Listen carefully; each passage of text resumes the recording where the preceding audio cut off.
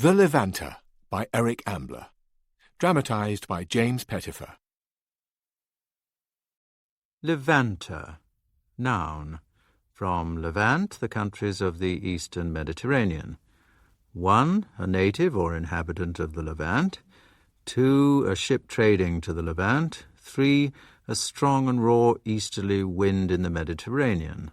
Also, Levanter, one who absconds, especially one who does so after losing bets. We present The Levanter, Eric Ambler's 1972 winner of the Gold Dagger Award for Crime Fiction, with Raad Rawi and Adam Hussein. On the 14th of May, 1970, I was in the air between Syria and Italy, and I wish I'd stayed there. But at Damascus, the welcome was as VIP as usual. Syrian army corporal, Czech automatic rifle. Usual oaf smelling of sweat and gun oil and telling me about his son at primary school. My first appointment was not until 4:30, so I drove first to the company villa and then Teresa. She's 24. Her father was Italian consul in Aleppo, amateur archaeologist. He was knocked off by a gang of bandits in the mountains, and her mother. She was 19 then. She's been with me ever since. Secretary, general factotum, best friend. So that was the end of that. Teach them to mess about in Tehran with Michael Howell of Agence Howell. Just endless maneuverings to get us out of the job, rotten company. Now, that is a strange one. What? I've noticed the laboratory costs seem to be getting higher and higher. I've looked into them. The accounts come here for payment, but the invoices showing the items purchased go to the factory with the goods. There, most of them seem to get lost. So I wrote to the suppliers in Beirut for a duplicate set. And? I found one item that really was very expensive. We also had to pay a lot of duty on it. An order for 25 kilos of absolute alcohol. Issa ordered what? 10 rottles of absolute alcohol. He uses the old Ottoman measure. I didn't know we used that much in the lab. We shouldn't use any. Did you ask him about it? Oh, I thought you could do that. You're right, little bastard that he is. Well, I must go and see the minister. We've always been a family concern round here. Seeing people you hate and then dealing deals with them comes as second nature in the Levant. My father operated a fleet of coasters. I was born in Famagusta, baptized Greek Orthodox. My grandfather had grown licorice on land granted as a favor by the Ottoman court for political services. That's how local we were. As local as the Dr. Hawa we had to start to deal with after the Ba'athist Revolution in Syria. The new masters. We had done a deal with them to release our blocked assets by entering into joint venture with the government. The family shareholders in Agence Howell were not enthusiastic, but they had to agree, or lose everything they had. Dr. Hawa was the industrial development king. He authorized it all. We made ceramics, furniture, metal fabrications. But it was the ceramics factory that gave rise to the Green Circle incident. And the root cause of that was the shortage of skilled labor. Hence, Issa and his ilk. Ah, Michael, there you are. Quite safe and sound. Thank you, Minister. I'm most grateful to you for the airport reception. It was unexpected, but very welcome. We try to protect our friends. Doubtless you heard in Alexandria of our latest troubles. No. A civil airliner, destroyed by bombs at the airport. Israeli saboteurs, of course. Of course. Were they caught? Unfortunately, no. Time bombs were used. Our security forces do not yet seem to have learnt the right lessons. Here's the coffee. But it is easy to be critical when one does not have the responsibility. Michael, would you like to take over the management of a tire retreading factory? Thank you, Minister. No, I have as much as I can cope with now. Then let's talk about this manganese dioxide. I must say that when I heard of your interest, I was puzzled. I know that you order strange chemicals to make your colored glasses, but 60 tons? This is not for a glaze, Minister. The idea was to use it to make Leclanche cells. I don't think I understand. The Leclanche is a primary cell. It has been largely superseded by the dry battery. It is a wet battery and can do many of the same things. It has its uses. Such as what? Ring doorbells, power telephone circuits, and so on. Ah, a primary source of electrical energy. Yes. It is a very simple thing to make. The zinc we would have to buy abroad, but the other materials could be found here. That is, if the manganese dioxide is all right. What could be wrong with it? It could be contaminated with seawater. That is why I asked for the samples to be tested. In your absence, I had the standard tests made. They were satisfactory. It is a normal ore, probably imported from the Caucasus. Only the usual minor impurities. With 60 tons, how many batteries could you make? More than I could sell, probably. Tens of thousands. But here, we could create the demand? By cutting imports of certain types of dry batteries, yes. We can make something useful with the Leclanche cells, and we cut a little off the Syrian import bill. Very good. Could we label these batteries? We could, certainly. And the brand name we eventually decided on was Green Circle. They were a useful sideline for the ceramics factory, but unfortunately the ambitious Dr. Hawa was not interested in sidelines. He wanted dry batteries, which we had neither the machinery nor the labor to make. The difficulties, Michael, are for you to overcome. I know you can do it. I'm not sure about that, Minister. I am. We shall have to use the manufacturing technology of 50 years ago and accept high production costs. I'm sure it will be very successful, Michael. Very. Maybe you should pull out of Syria altogether. Well, that is what your mother and the other family shareholders would like. It certainly is. You have got them most of their money back. Yes. But I think there is a better way around it. Which is? To go through the motions, set up a pilot project, and then how I will see it is a wild goose chase. Mm-hmm. Although where I am to find the staff to make them, I don't know. I had a whole series of problems. The batteries leaked. I had to employ a specialist inorganic chemist. I come from Jordan, you see, Mr. Howell. I was a West Bank refugee. My family came north after the war. I studied chemistry in Amman. And you worked as a lab assistant there? Indeed. At that stage, he wasn't a problem at all. Rather an asset.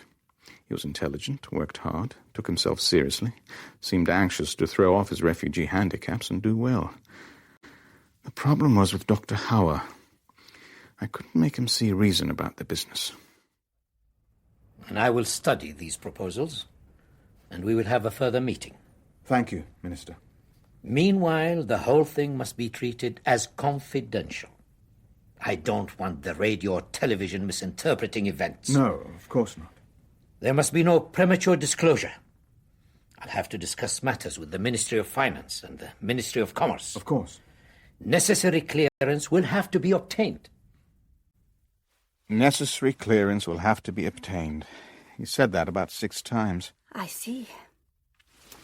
Going back to the 10 rottles of alcohol, I was trying to work it out. How many liters would that be? I don't know how much alcohol weighs. Over 50 liters, I suppose. Can you drink the stuff? Heavens, no. It would kill you. What you could do, though, is dilute it with water and a little burnt sugar flavouring. Then you would have hundreds of bottles you could call whiskey. Whiskey of a sort, anyway. God. Think what that would be worth on the black market. Where even the rich imperialists like us have to buy our supplies. You know, alcohol isn't the only expensive stuff Issa has been ordering. There are orders for mercury. Mercury? 4 orders, 1 oak each. I did say something because the first 2 orders were marked urgent and we had to pay extra delivery charges. What did he say it was for? That he was experimenting a lot with mercury cells. He said that the Americans made a lot of them and they have an extra long life. He gave me the impression that you knew all about it. Did he say that I knew? No, not in so many words, but he gave me that idea. Well, I didn't know. Mercury cells, for God's sake. It's more than we can do to make the ordinary kind. What kind of mercury did he order? Oxide or chloride? Just mercury, I think. The kind you have in thermometers. He said it was a very hard metal and an oak wasn't much. Teresa. What? The battery works. Have you got a spare set of keys to the stores? Yes. Would you get it for me, please? Now? Yes. Please. Is it something very bad? Yes. It may be something very bad indeed, but I'm not going to spend a sleepless night waiting to find out. I'm going to the battery works to do a little stock-taking. I'll come with you. There's no need. I'll drive. I know you hate it at night. The battery works was on the Daraa Road, 10 kilometers south of the city. During the French Mandate, it had been a district gendarmerie. All that remained when I took it over was the shell and the high concrete walls. Very useful in a country where pilfering is a way of life. What about the car? Leave it. We won't be long. Come on. Through the storage yard. This way. Michael! What? There's a light on in the laboratory. It might be the watchman's lantern. Oh no, it isn't. Michael, I think it might be better to leave now and go home and come back in the morning, don't you? And lose a chance of catching him at it red-handed. Michael, there's no point. Come on. Close to the window. For the process of nitrosis, the nitric acid must be pure and have a specific gravity of 1.42. I have already shown you how to use a hydrometer. Now, what is the specific gravity of 95% ethyl alcohol? Step. Tamania, Wahed, Stefa. Good, very good. Now observe. The reaction is almost complete, and the precipitation has begun. Michael, what's the smell? Now, what will be the next procedure? Atasfiya. Filtration. Exactly. You! Good evening, Issa. We have been watching them. They were listening, spying. The man had a light. Look. That's right, we were. All right, Issa, what's your explanation? Having the advantage of education, I was instructing some students from our dispersed Palestinian people in the techniques of chemistry. I did not think I needed your permission to use the laboratory in out-of-work hours. And when did you need submachine guns to teach chemistry? No, you're lying. What you're doing is giving a good do-it-yourself kitchen course on the manufacture of explosives. What is more, you're giving it at my expense in my factory lab. I assure you... Don't assure me of anything. I know what I'm talking about. The precipitate you lovingly describe as fulminate of mercury. How many detonators would that fill? Hundreds. Amateur bomb components. My work is not amateur. I'm not interested in the quality of your work. Mr. Howell. I'm not standing here talking to the night watchman either. But why will you not inform the police, Mr. Howell? If this man has stolen property from you, is it not your duty to inform them? Don't tell me my duty. Then perhaps it is time I introduced myself. You employed me as Salah Yassin, as a night watchman, an ex-army man with a good record and a wound disability. I'm afraid you were misinformed. You? It is ill-mannered to refuse to hear a man when he politely offers to introduce himself. Ill-mannered and foolish. My name is Salah, yes, but it is Khaled, not Yassin. Salah Khaled. I'm sure you have heard of it. My God. Louis Prescott. As a senior foreign correspondent for the Post-Tribune syndicated news service, I'm based in Paris. 2 months before the Green Circle incident, as everybody later called it, I came here, to Beirut. At that time, nobody'd heard of Michael Howell or Green Circle. Then I saw Melanie Hamad across the St. George's Hotel carpet, half Paris lovely in a cloud of Chanel No. 5, half torpedo heading for my ship. A little off your usual beat, aren't you? This is my home. Don't you know that I'm an Arab? I knew that you were from the Lebanon. You used to say that in Paris. Here, I am an Arab first and Lebanese second. Muslim or Christian? Well, my parents are Maronite Christian, so I suppose I am too. At present, I am with the Palestinian Action Force, Salah Khaled. Khaled? Something of a gangster, I've heard. Usual Zionist propaganda. I've heard he's an interesting character. I could arrange for you to see him. And come back in one piece? Of course. without being purified, or whatever he called sorting out his enemies. Zionist lies. I thought half the businessmen in the Fertile Crescent paid up because he'd sort out their wives and daughters if they didn't. His reputation is as a criminal extortionist. It was necessary to deal with the traitors from the Great Betrayal in Jordan. It was a means to an end. Does he really believe he's serving the Palestinian cause with this purification racket of his? Why not ask him? Would it be exclusive? Of course. So, Khaled wants to come out of the woodwork. Since he left the PLO and started his own group, he's been underground most of the time. The Jordanians put a price on his head and the PLO tried to persuade the Syrians to crack down on him. Yes, he would welcome an interview. There will, of course, be certain conditions. What conditions? The interview will not be published until 2 days after it had taken place. Security, you understand. And there can be no photographs taken. Accepted. And what else? The interview must be tape recorded. I take notes. Salah will wish it recorded. Very well. I will supply 2 recorders. 2?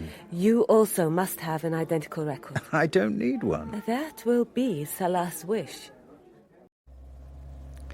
We'd met at the museum. Too many people knew me at the hotel. Then we hit the road up to the Shuf.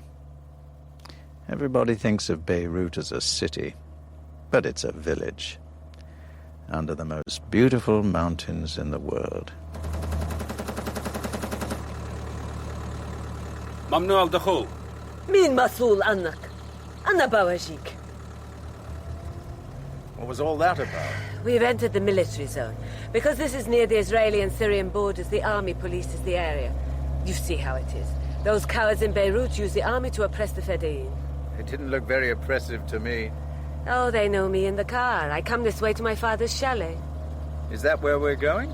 Only until it is time to rendezvous elsewhere. Can we have the heater on? You didn't tell me I might need a top coat.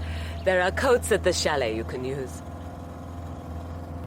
The chalet proved to be a sizable house, with wonderful views towards the Golan Heights, servants to welcome us, and sandwiches, and a well-stocked bar. I know it is early for dinner, but we shall get nothing to eat where we're going. Which is where? There is a village 2 kilometers from here, and above it an old fort. That is the rendezvous.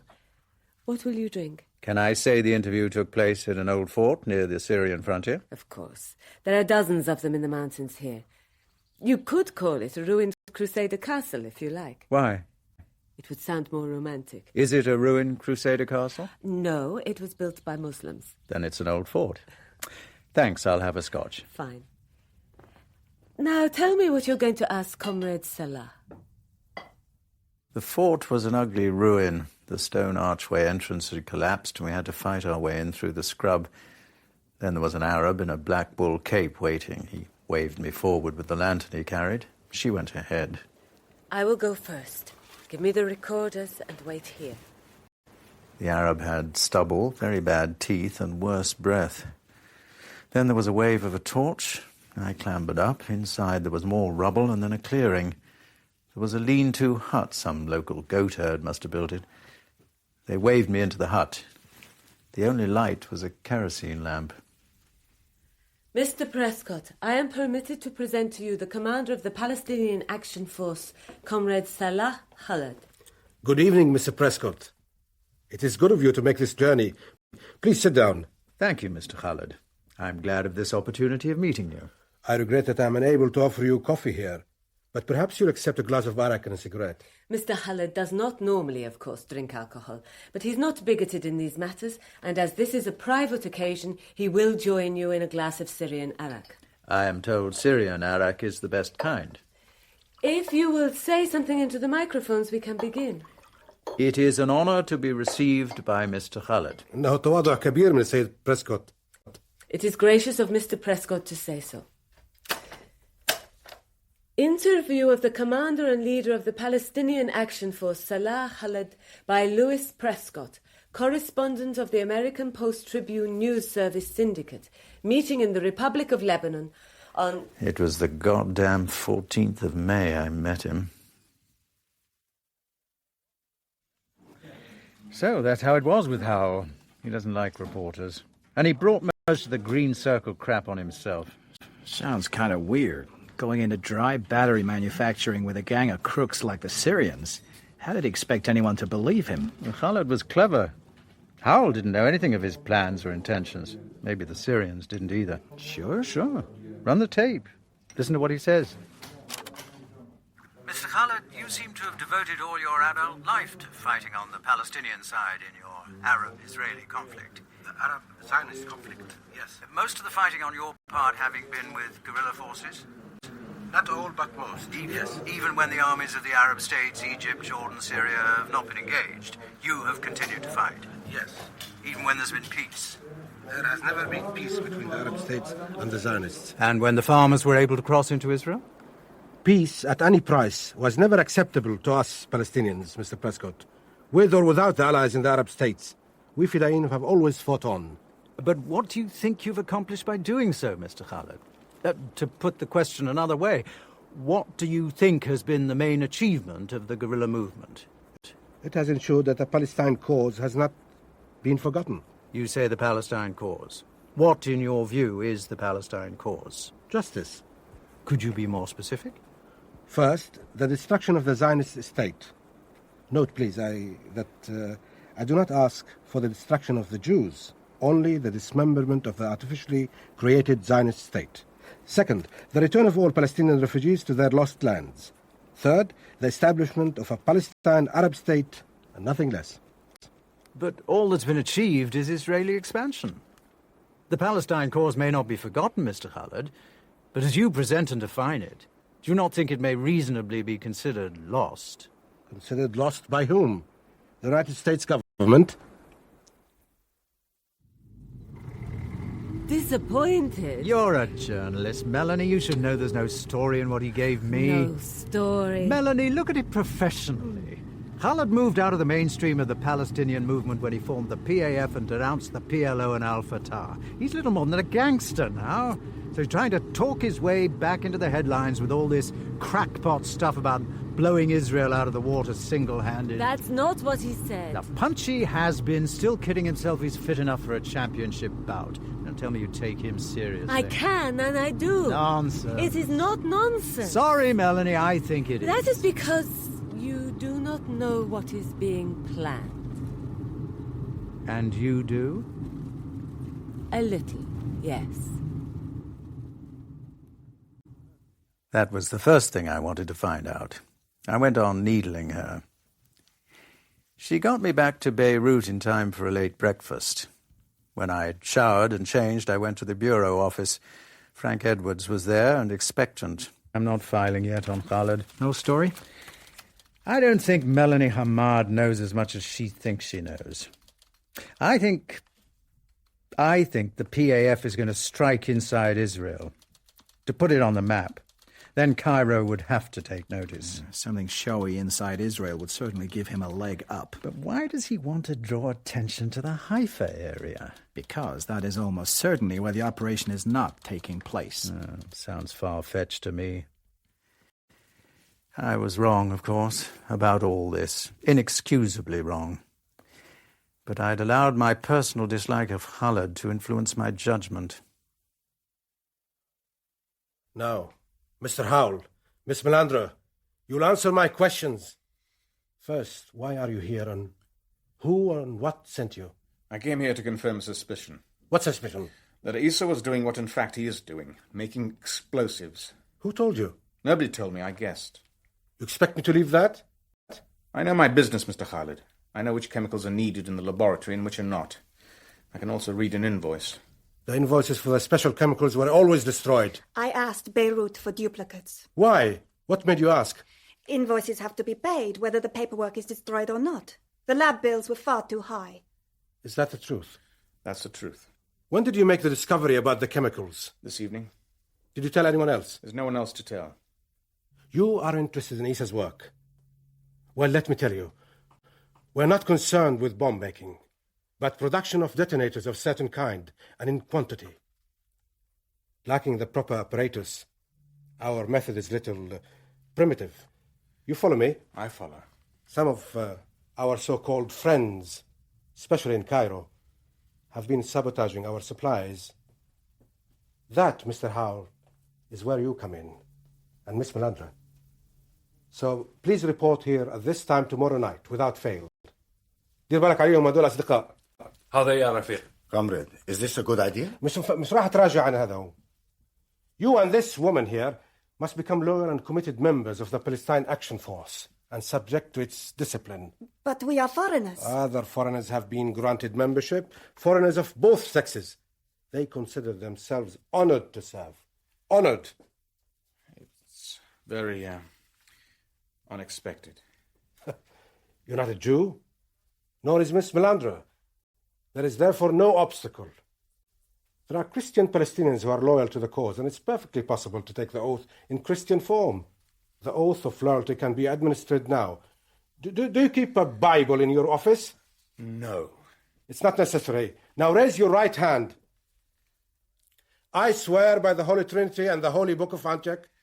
I swear by the Holy Trinity and the Holy Book of Antioch. That of my own free will. That of my own free will. And with the whole heart and without inner reservation. And with the whole heart and without inner reservation. I pledge my life and property in the service of the Palestinian Action Force. I pledge my life and property in the service of the Palestinian Action Force. Do you swear this? I swear it. Oh, congratulations, comrades. It is now proper for you to address me as Comrade Salah. Thank you, Comrade Salah. Until tomorrow night, then. What are we going to do? Not speak to the police, that's for sure. We'd end up in one of Colonel Shikla's interrogation rooms. No, thank you. No. Creepy being a PAF member. I wonder who the other foreign members are of both sexes. One of the women is almost certainly Melanie Hamad. Oh, she writes about bras and kaftans in her fashion mag. She does not make explosives. In our works. Don't you realize how dangerous it all is? It's no use getting upset. You will think of a way around the situation. You always do. It can only last a short time. Then he will kill us. We know too much. There's no way we can survive. Unless... Unless we prepare to run for it. Anyway, we must go and see him.